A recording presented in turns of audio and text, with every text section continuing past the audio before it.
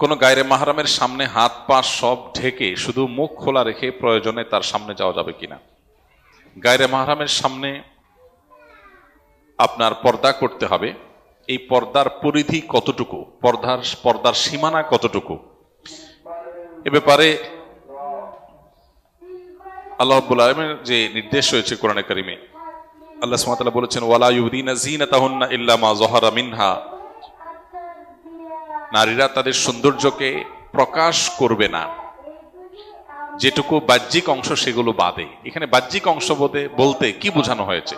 অনেক মুফাসসিরগণ বলেছেন যে পর্দার জন্য যে পোশাক তিনি পরেন, এই পোশাকেরও বাইরের যে অংশ সেটা কথা এখানে বলা হচ্ছে, যে এর বাইর থেকে যদি কেউ দৃষ্টিপাত করে, তার সেই পর্দার পোশাকের উপরে কেউ দৃষ্টিপাত করে, তো সেটা অসুবিধা নাই, সেটা তো প্রকাশ করবেই, কারণ সেটা তো ঢাকা অসম্ভব।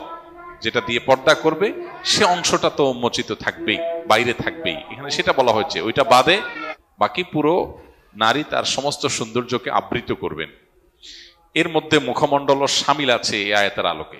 অনেক উলামা ইকরাম বা কোনো উলামা ইকরাম এর সাথে ভিন্নমত পোষণ করেন যে মুখমণ্ডল খোলা জায়েজ, কিন্তু অধিকতর নিরাপদ এবং অধিকতর অগ্রগণ্য এবং সংখ্যাগরিষ্ঠ আলেমদের মত হলো যে মুখমণ্ডলও পর্দার অন্তর্ভুক্ত হবে, কারণ মানুষের সৌন্দর্যের রাজধানী হলো তার মুখমণ্ডল।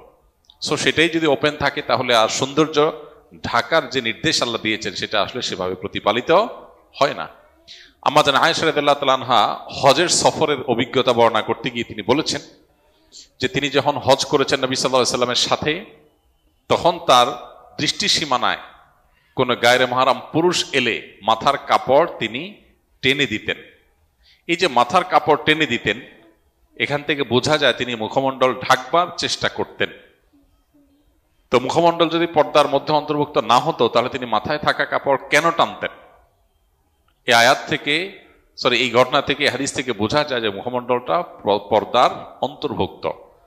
এখানে উলামাদের ভিন্নমত আছে। উলামায়ে মুতাকাদ্দিমিন বলেছেন যে মুখমণ্ডল খোলা রাখতে পারবে। খোলা রাখা এক জিনিস আর প্রদর্শন আর এক জিনিস।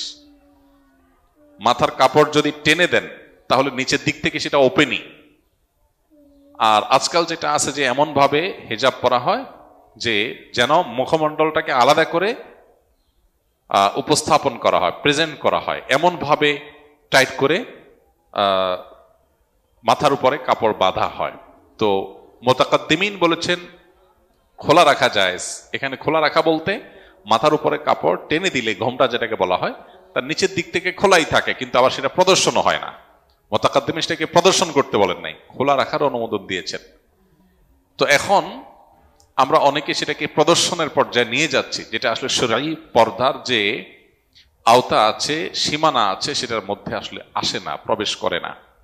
এবং সংখ্যাগরিষ্ঠ ইমামদের, আলেমদের মত, সারা বিশ্বের সংখ্যাগরিষ্ঠ আলেমদের মত যদি বলেন, বিশেষ করে উলামা মুতাখিরিন তাদের মতামত যদি বলেন এবং বর্তমান বাস্তবতা বলেন, তাহলে সব মিলিয়ে মুখমণ্ডলকে পর্দার আওতায় ধরাটাই হলো নিরাপদ।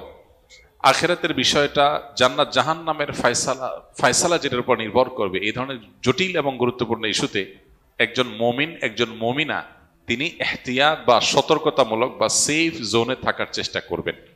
এখানে সুবিধা গ্রহণ করার মানসিকতা থাকা উচিত নয়। ধন্যবাদ প্রিয় দর্শক সম্পূর্ণ ভিডিওটা দেখার জন্য। আশা করি আপনারা ভালো আছেন।